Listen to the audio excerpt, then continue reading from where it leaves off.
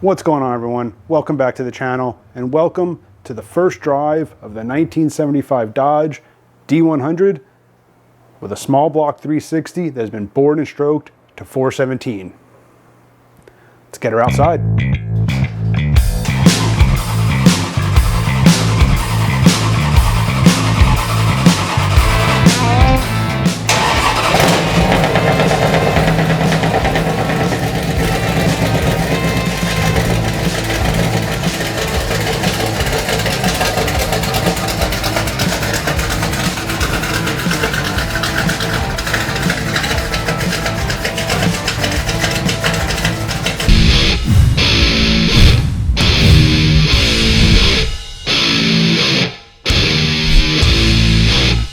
All right, so in honesty, most of this footage was recorded yesterday, but I had to record this intro, and I do want to get some more footage. So let's go.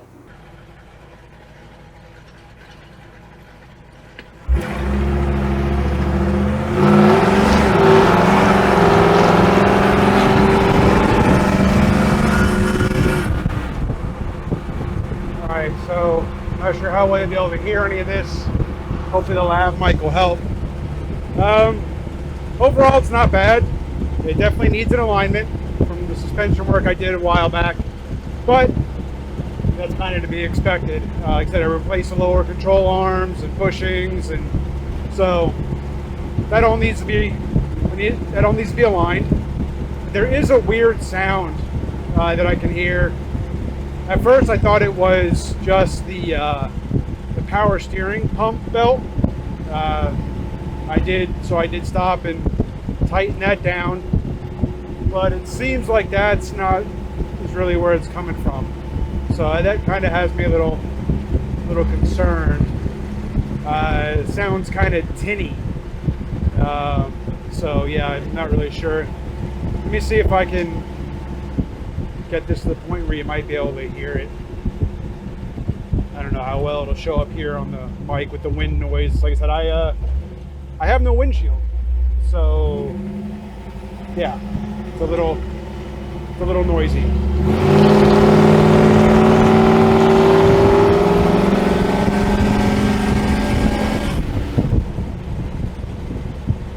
So there, you can kind of hear it a little bit. Like I said, I'm not sure how well it's going to show up on this mic. Not really sure what that is. I'll have to do a little investigating and see if I can figure it out.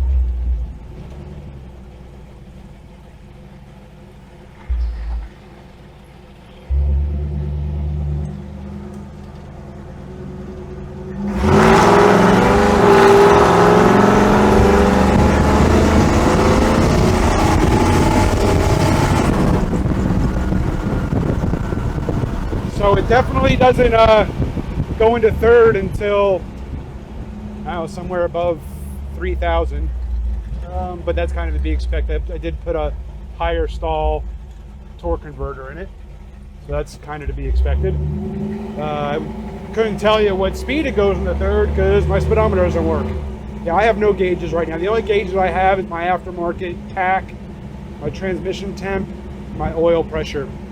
I don't know why my fuel gauge and my water temp aren't really working. Well, I have an idea. I think it has to do with the voltage limiter. I've been through a handful of them now. So I did have one that would peg out. So hopefully that didn't damage those gauges.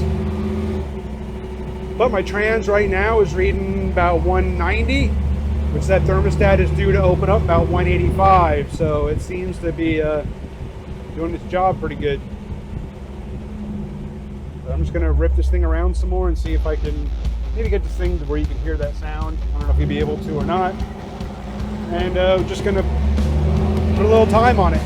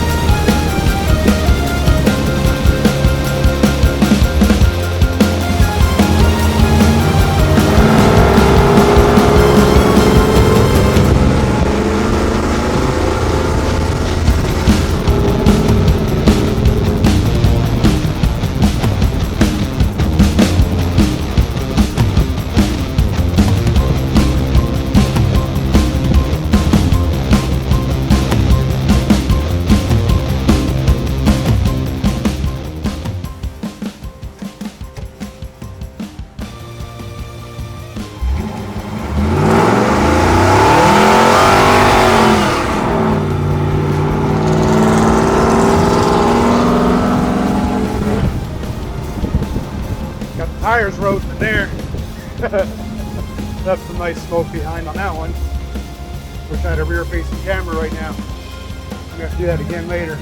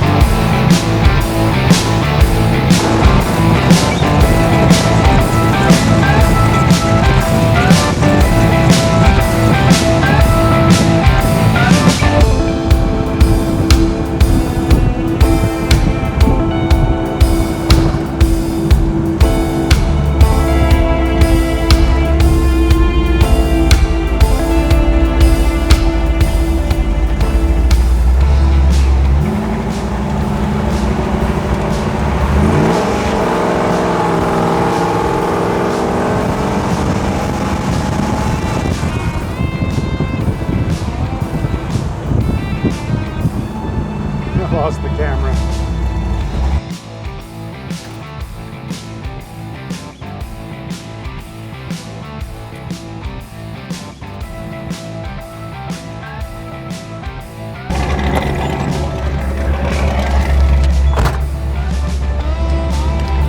GoPro fell off the roof and into the bed.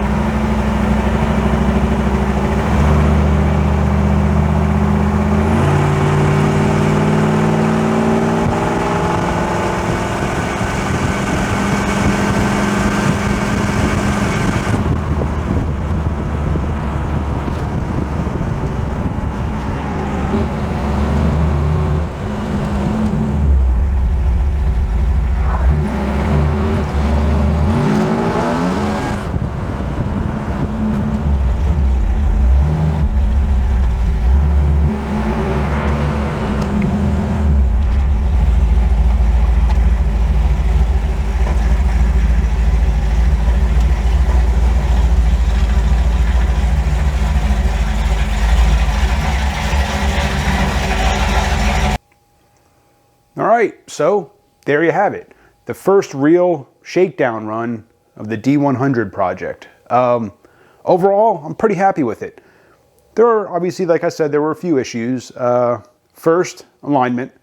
It's not bad, but like I said, I had the whole front suspension torn apart at one point when I first got the truck. So I had completely rebuilt pretty much the whole front end.